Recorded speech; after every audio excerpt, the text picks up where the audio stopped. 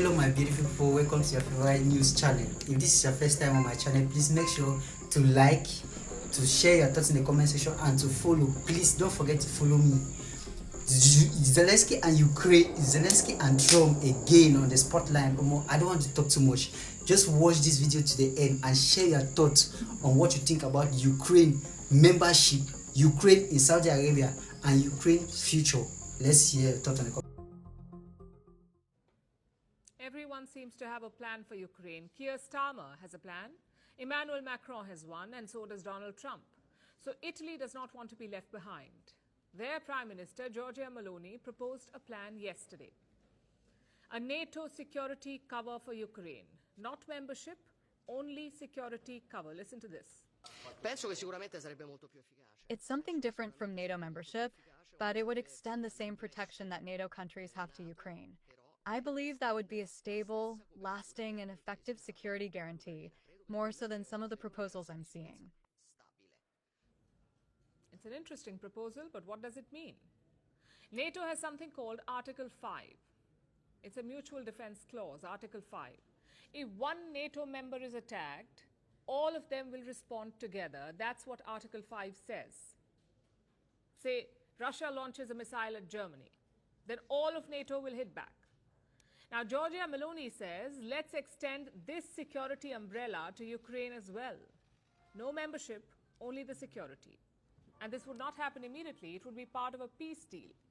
Now, we know that Ukraine is asking for security guarantees, so Meloni basically wants NATO to give it, which raises two questions. Number one, what's in it for her? And number two, how are different camps reacting to this?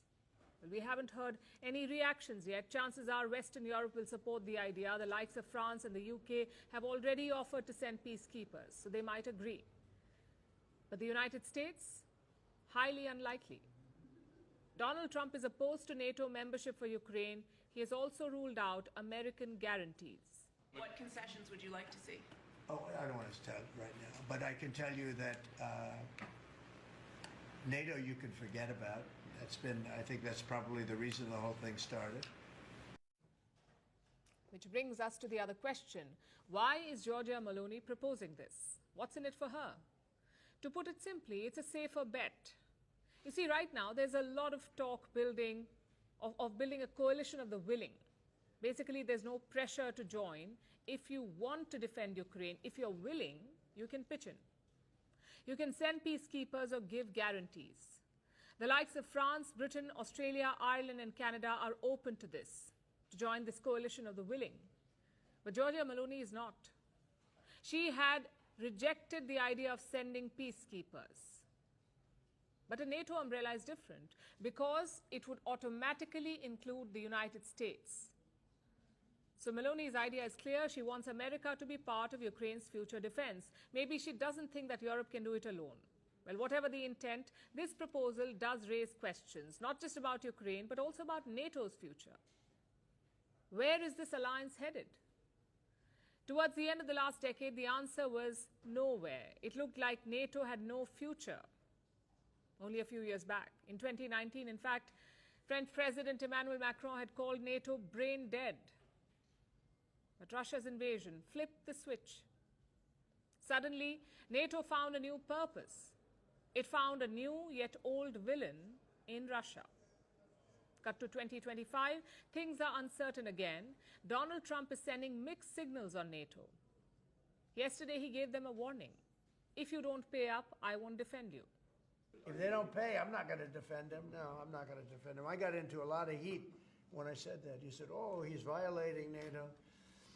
And, you know, the biggest problem I have with NATO, I really, I know the guys very well. They're friends of mine.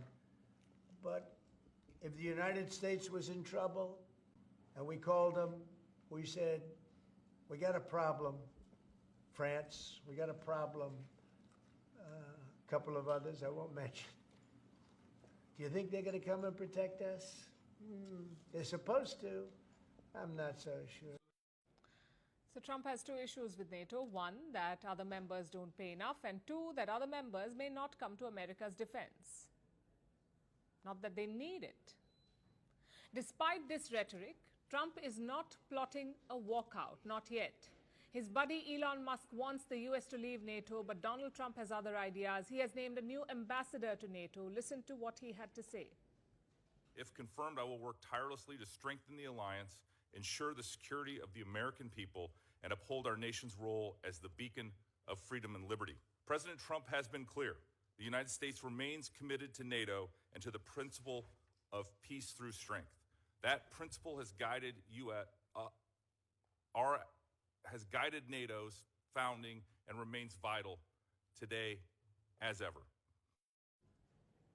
Trump has a new target for NATO. He wants all members to spend 5% of their GDP on defense. Fun fact, even America doesn't spend 5% of their GDP. The US spends around 3.4% of their GDP on defense.